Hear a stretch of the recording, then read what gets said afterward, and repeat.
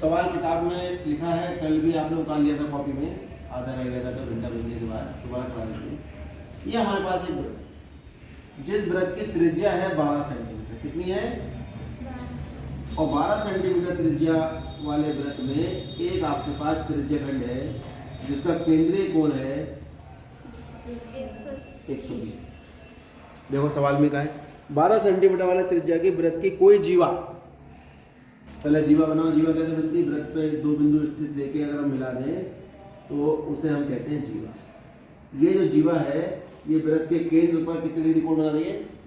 120। हमें व्रत खंड का क्षेत्रफल निकालना है। किसका? कौन है व्रत खंड? जीवा और व्रत के चाप के बीच का गिरा क्षेत्रफल व्रत खंड कहलाता है। ये हमारे पास है 12 सेंटीमीटर त्रिज्या वाले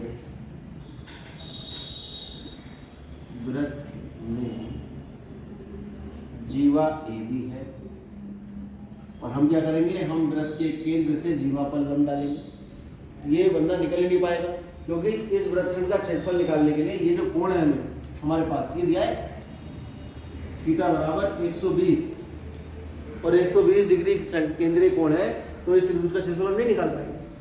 हम 60 पे निकाल लेते हैं और 90 पे निकाल लेते हैं। 90 होता है तो 1/2 आधार गुणा ऊंचाई, 1/2 r गुणा r, और 60 होता है तो वर्गमूल 3/4 गुणा भुजा की घात 2। लेकिन अगर 120 है तो हम इस त्रिभुज का क्षेत्रफल नहीं निकाल पाएंगे। इसके लिए क्या करना पड़ेगा? रचना।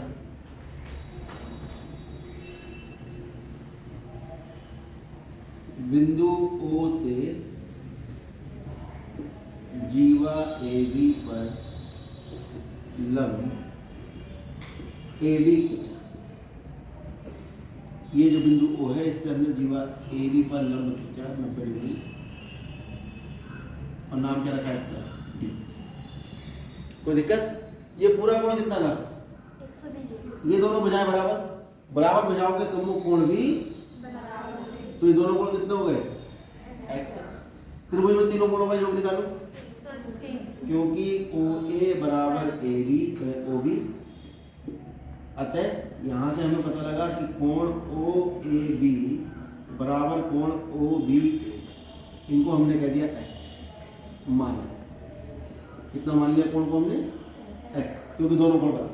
त्रिभुज के तीनों कोणों का योग बताइए। इतनी बात समझ में आ गई नहीं? अभी मैंने ये नहीं खींचा है, बाद में खींच लेंगे चलो इसे। अभी हमें ये कोण 120 दिया है। जब ये कोण 120 है और ये दोनों भुजाएं बराबर हैं, क्योंकि ये व्रत की त्रिज्याएं हैं और ये दोनों ही लंबाई की कितनी है?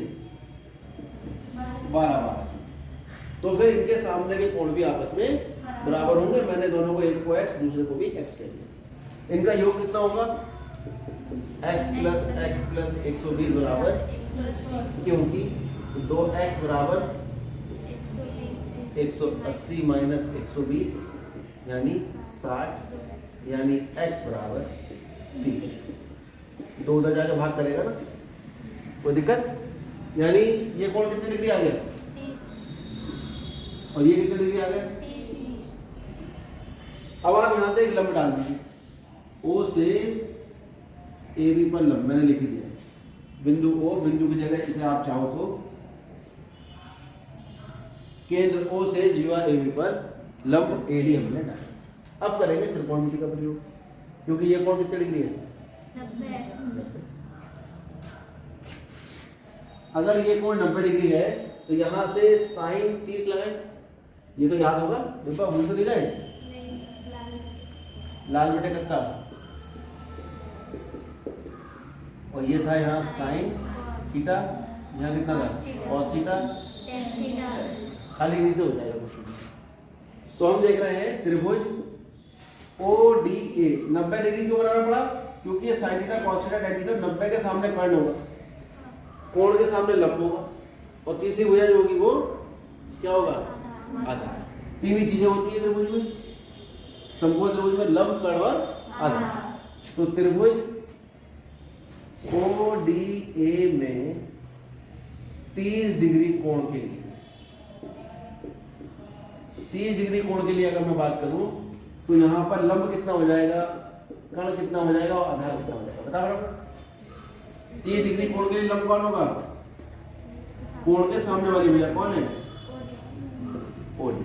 कण कौन होगा? 90 के सामने वाली भुजा। इसकी तो लंबाई दे रखी है 12 सेंटीमीटर, तो त्रिज्या 12 सेंटीमीटर। और आधार कौन होगा? तीसरी भुजा। एक भुजा कण होगा, एक लंब होगा, तीसरी बची एडी। कोई दिक्कत? अब लगाइए साइन 30 डिग्री होता है लंब बटे कण। लंब कितना है? ओडी। कण कितना है? 12। साइन 30 कितना होता है? 1/2 बराबर कितना आ जाएगा? ओडी बटा 12। तो तिरछी गुणा कर लेंगे, ओडी गुणा 2 बराबर 12। 2 इधर जाके भाग करेगा, ओडी का मान कितना आ जाएगा? 6। इसी त्रिभुज में जैसे साइन निकाला है, इसी त्रिभुज में निकालेंगे हम कौन?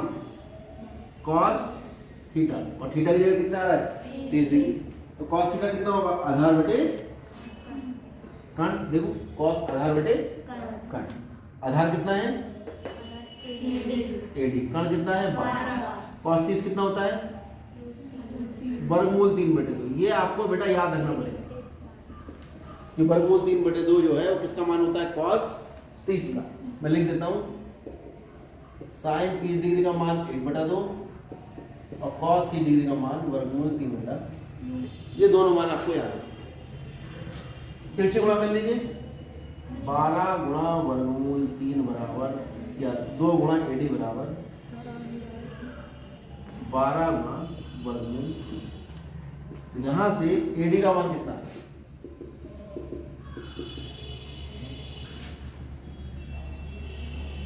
या 12 वर्गमूल 3। तो एडी आपके पास आ गया कुल मिला के 6√3।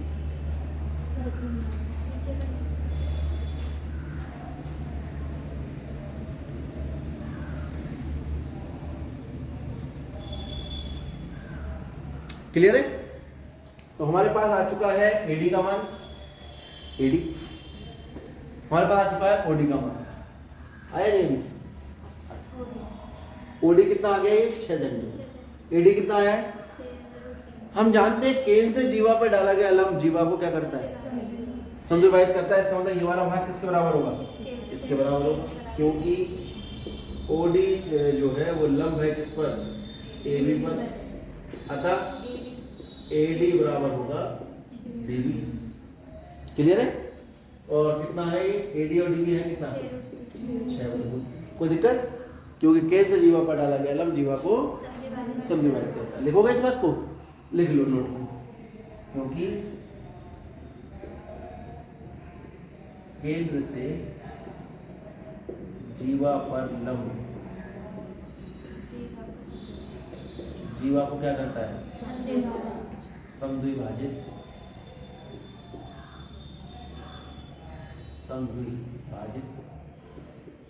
करता है। इसको ठीक से बनाओ। क्लियर हो गई बात? ये बात आप अपनी नोट में याद रखो, ये नोट है।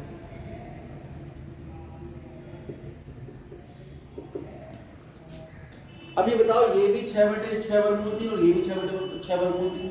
मुझे किसकी लंबाई चाहिए? एबी की लंबाई कितनी आएगी? ये प्लस ये, यानी 6 वर्गमूल 3 प्लस 6 वर्गमूल 3 कितना हो गया? 6 और 6 12। क्योंकि ये जो कर्णी चिन्ह वाले निशान होते हैं ये x की तरह काम करते हैं, तो इनके गुणांकों को जोड़ा और घटाया जाता है। तो इनका गुणांक 6 से गुणांक 6, ये प्लस 6 और 6 12। ये है सही। अब बताओ त्रिभुज ओएबी का क्षेत्रफल।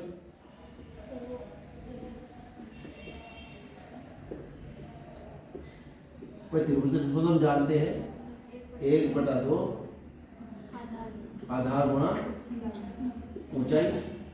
1/2 इसका आधार कितना है? एबी। और ऊंचाई कितनी है? ओडी। ऊंचाई तो शीर्ष से जो लंब डाला है वही ऊंचाई कहलाती है पूरे त्रिभुज के लिए। ये आधार लिया, ये ऊंचाई लिया, तो 1/2। एबी का मान कितना है? 12 और ओडी का 2 × 6 12 दिया 36 वर्गमूल 3 सेंटीमीटर स्क्वायर। ये निकला त्रिभुज ओएबी का